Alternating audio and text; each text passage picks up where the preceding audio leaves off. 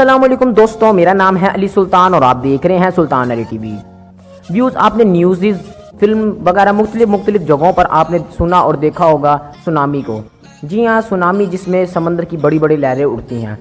لیکن آج کی ویڈیو میں آپ کو اس کی حقیقت اور یہ بتاؤں گا کہ وہ کیسے بنتا ہے اور اس کا اصل نام بتاؤں گا۔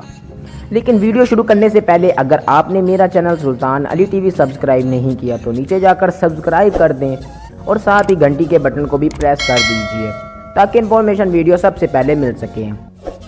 سونامی جاپانی زبان کا لفظ ہے جس کے معنی بڑی ساحلی سمندری لہروں کے ہیں۔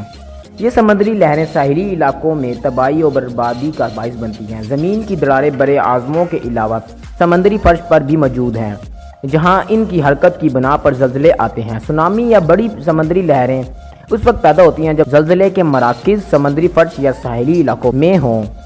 اس میں زلزلے کی لہریں سمندری لہروں کو بڑے پیمانے پر اور بڑے دائروں کی صورت میں پیدا کرتی ہیں جو قریبی اور دور دراز کے ساحلی علاقوں کے ساتھ ٹکرانے سے تباہی اور بربادی کا باعث بنتی ہیں۔ ساحلی حصے ان لہروں کے سامنے رکاوٹ کا باعث بنتے ہیں اور یہ بلند سمندری لہروں کی صورت اختیار کر لیتی ہیں۔ انڈونیشیا میں دسمبر 2004 میں آنے والا سونامی بہت بڑی جانی اور مالی نقصان لے کر گیا تھا۔ ویڈیو پسند آنے کی صورت میں گائز اسے سبسکرائب کر دیجیے اور ساتھ ہی گھنٹی کے بٹن کو بھی پریس کر دیجیے تاکہ انفارمیشن ویڈیو سب سے پہلے آپ کو مل سکیں۔